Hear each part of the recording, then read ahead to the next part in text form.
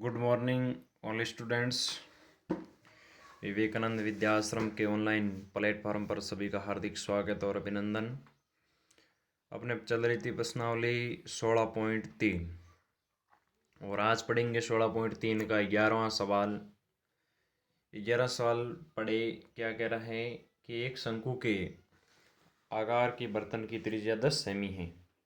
शंकु के आकार का बर्तन है, उसकी त्रिज्या कितनी है? 10 सेमी और ऊंचाई 18 सेमी है। यह पानी से पूरा भरा हुआ है। शंकु के आकार का जो बर्तन है वो पानी से क्या हुआ? पूरा भरा हुआ है। इसे 5 सेमी त्रिज्या के बेलनाकार बर्तन में उड़ेला जाता है। तो बेलनाकार बर्तन में पानी के तल की ऊंचाई ज्ञात करनी। यानी बेलनाकार बर्तन के अंदर ही पानी अपन जो शंकु के आकार का जो बर्तन है उसका पानी बेलनाकार बर्तन में डालना, तो उसकी ऊंचाई ज्ञात करनी। तो आपको पता है कि जो शंकु के आकार का बर्तन है वो सारा पानी उसमें डालना है। तो उसका आयतन यानी शंकु आकार का जो बर्तन है उसका आयतन बेलनाकार बर्तन के आयतन के बराबर होगा। वहाँ से अपन को h का मान प्राप्त हो जाएगा। शंकु की त्रिज्या r के स्मॉल r 10 सेमी और ऊंचाई 18 सेमी। तो बेलनाकार बर्तन की त्रिज्या कैपिटल R मान लिया और 5 सेमी दी हुई है। अब बेलनाकार बर्तन का आयतन बराबर शंकु के बर्तन का आयतन क्या है? दोनों बराबर है। बेलन के आयतन का सूत्र क्या होता है? पाई आर स्क्वायर एच बराबर 1/3 पाई आर स्क्वायर एच। अब इनके मान रख दिए सबके। 22/7 इंटू आर, त्रिज्या बेलन की कितनी है? 5, तो 5 गुणा एच बराबर 1/3 गुणा 22/7 इंटू आर कितना है? 10, तो 10 गुणा 10 इंटू एच कितना है? 18। अब 22 गुणा 10 गुणा 10 गुणा 18। अब इधर ये जो भाग में इधर आया तो गुणा में, और इधर ऊपर वाले सारे जो गुणा में एच के वो इधर आ गए भाग में आ गए। अब देखिए 22 से 22 कट गया, 7 से 7 कट गया, 5 से 10 कट गया 2 बार, 5 से 10 कट गया 2 बार, 3 से ये कट गया 6 बार। तो 2 इंटू 2 इंटू 6, 2 इंटू 2 इंटू 4, 6 चौके 24। तो जो बेलनाकार बर्तन की ऊंचाई कितनी आ गई? 24 सेमी। अतः बेलनाकार बर्तन में पानी के तल की ऊंचाई कितनी होगी? 24 सेंटीमीटर। इस प्रकार से अपने बेलनाकार बर्तन की क्या ज्ञात कर सकते हैं? ऊंचाई ज्ञात कर सकते हैं। आगे देखिए सवाल नंबर 12। 14 सेंटीमीटर भुजा के एक घन से 14 सेंटीमीटर भुजा का एक घन है, इसे बड़े से बड़ा शंकु काटा जाता है। यानी 14 सेंटीमीटर भुजा के घन से बड़ा शंकु काटा जाता है, शंकु बनाया जाता है। तो शंकु का आयतन ज्ञात करो। तो ध्यान देना, ये जो महत्वपूर्ण बात लिखी है कि घन के फलक समान होते हैं। घन के फलक क्या होते हैं? आपको पता है कि घन के सभी भुजाएं क्या होती है? समान। तो सारे फलक भी क्या होंगे? समान होंगे। अतः इस शंकु की अधिकतम व्यास 14 सेंटीमीटर हो जाएगा। यानी जो शंकु बनाएंगे घन से, तो घन की भुजा 14 है तो उसका व्यास भी कितना हो जाएगा? 14 हो जाएगा। अधिकतम ऊंचाई 14 सेमी हो जाएगी क्योंकि घन की भुजा कितनी है? 14। यानी इससे जो घन से अपन शंकु बनाएंगे तो इसका व्यास हो जाएगा जितनी भुजा है उतनी, और ऊंचाई भी हो जाएगी जितनी भुजा है उतना। तो शंकु का व्यास 14 सेंटीमीटर है। शंकु का व्यास कितना है? 14 सेंटीमीटर। तो त्रिज्या हो जाएगी व्यास बटा 2 यानी 7 सेमी। ऊंचाई हो जाएगी आपकी 14 सेमी दी हुई है। शंकु का आयतन 1/3 पाई आर स्क्वायर एच।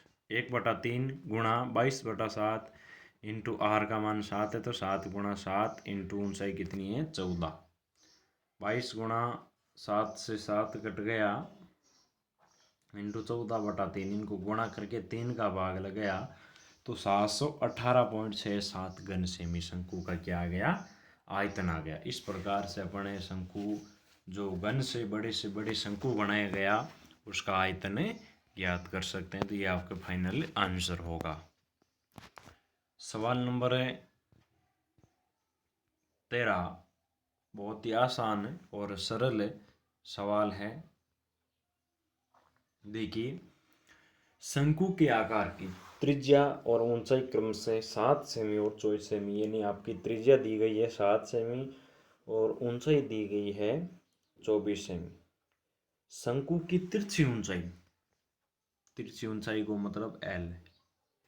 वक्र पृष्ठ का क्षेत्रफल को मतलब पाई आर एल। शंकु का संपूर्ण पृष्ठ के क्षेत्रफल मतलब पाई आर कोष्टक आर प्लस एल। शंकु का आयतन 1/3 पाई आर स्क्वायर एच। ये चीज आपको ज्ञात करनी, तो बिल्कुल ही आसान है, सरल है, सीधा सूत्र में मान रखना है। जैसे त्रिज्या 7 है और एच का मान कितना है 24, तो अपन तिरछी ऊंचाई ज्ञात कर लेते हैं। मैं तिरछी ऊंचाई आपको बता दूंगा ज्ञात करके, और बाकी जो शंकु का वक्र पृष्ठीय क्षेत्रफल है, शंकु का आयतन है, शंकु का संपूर्ण पृष्ठीय क्षेत्रफल है, इन तीनों के मैंने सूत्र यहाँ लिख दूंगा और आगे इसको हल आपको ही करना है। देखिए, तिरछी ऊंचाई L बराबर √h² प्लस r², ये सूत्र होता है, आपको याद है। h का मान आपके पास कितना है 24 का स्क्वायर प्लस 7 का स्क्वायर। 24 का स्क्वायर 576 प्लस 7 का स्क्वायर क्या है 49। जोड़ दो दोनों कितने हो गए 625। 625 का वर्गमूल कितना होता है 25 सेंटीमीटर। तो जो तिरछी ऊंचाई है वो आपकी आ गई, कितनी आई है 25 सेमी। अब तीनों चीज आपको ज्ञात करनी है। देखो, नंबर 2,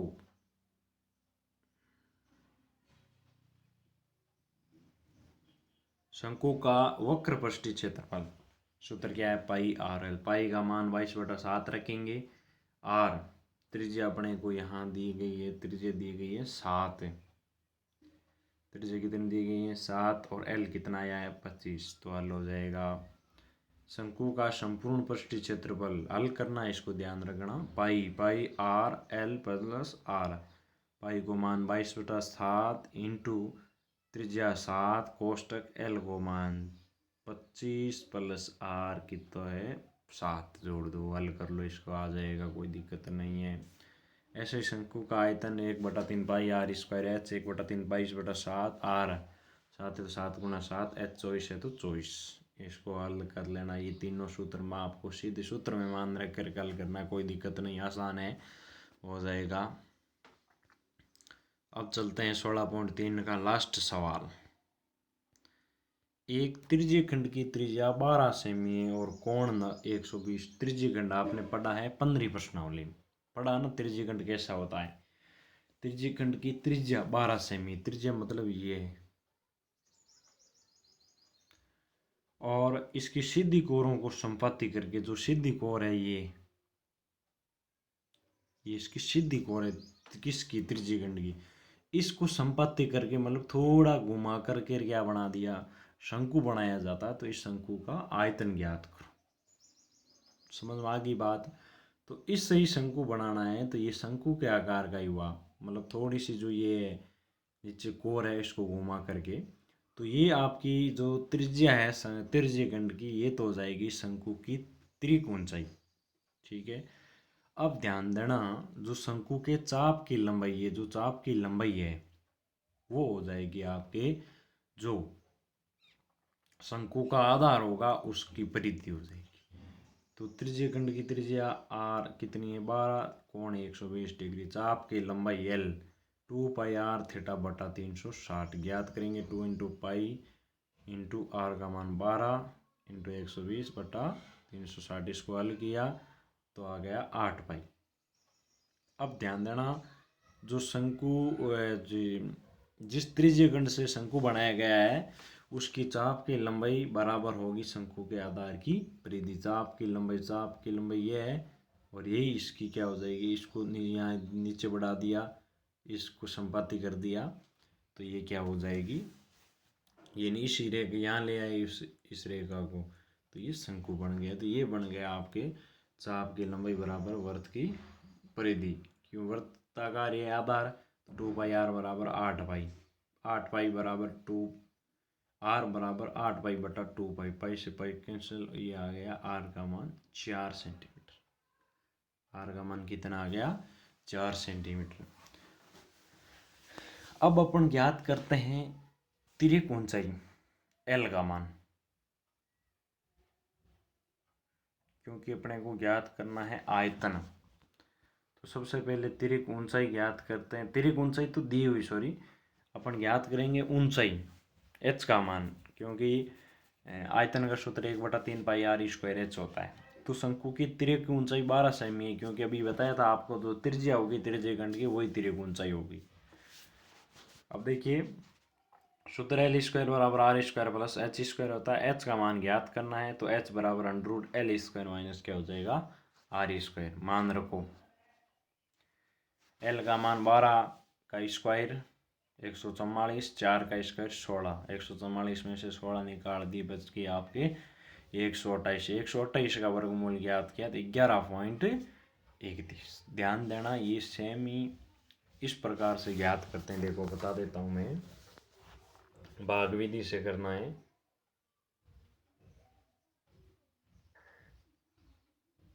एक जोड़ा बन गया ना। अब यहाँ 1 को 1 से गुणा करेंगे,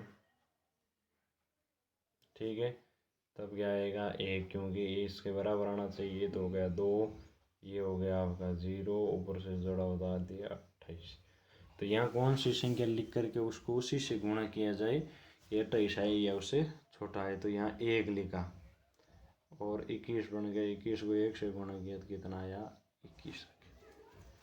ये आ गया आपका, यहाँ 1 लिखा तो यहाँ 1 लिख दिया, 11 हो गया। अब जोड़ो इनको, घटाओ, कितने हो गए? 7। ये हो गया आपके 21 रे के 22। अब अपना आगे नहीं जा रहा है, तो यहाँ जैसे पॉइंट लगाएंगे तो यहाँ 2 0 लगेंगे, डबल जोड़ा उतारेंगे, यहाँ 700 हो गया। यहाँ तो 700 कैसे होगा? 700 होगा, यहाँ 3 लिख करके उसको 3 से गुणा करो। 223 को 3 से गुणा किया, 3 3 9, 3 दूनी 6, 3 दूनी 6, 669 हो जाएगा। 669, 700 में से घटा दो, ठीक है। फिर घटा करके इनको जोड़ करके फिर क्या करना है, जो बचेगा वहाँ 1 रख कर ये हो जाएगा 11.31। यानी यहाँ ध्यान यही रखना है कि जहाँ पॉइंट लगो वहाँ उसका जोड़ा उतारो डबल। जैसे भाग में अपन क्या उतारते हैं, पॉइंट के बदले में 1 0 उतारते हैं, तो यहाँ आप वर्गमूल ज्ञात कर रहे हो तो यहाँ आपको 2 शून्य उतारने हैं। तो इस प्रकार से अपन पॉइंट में ज्ञात कर सकते हैं वर्गमूल। शंकु का आयतन 1/3 पाई r² h, 1/3 22/7 × 4 × 4 × 11.31। ये होगा 179.46 सेंटीमीटर क्यूब घन सेमी। ये आ गया शंकु का आयतन। जिस त्रिज्या खंड के कोरी को संपाति करके शंकु बनाया गया उसका आयतन कितना है? 179.46 सेंटीमीटर क्यूब। तो ये आपके हो गई प्रश्नावली 16.3 कंप्लीट।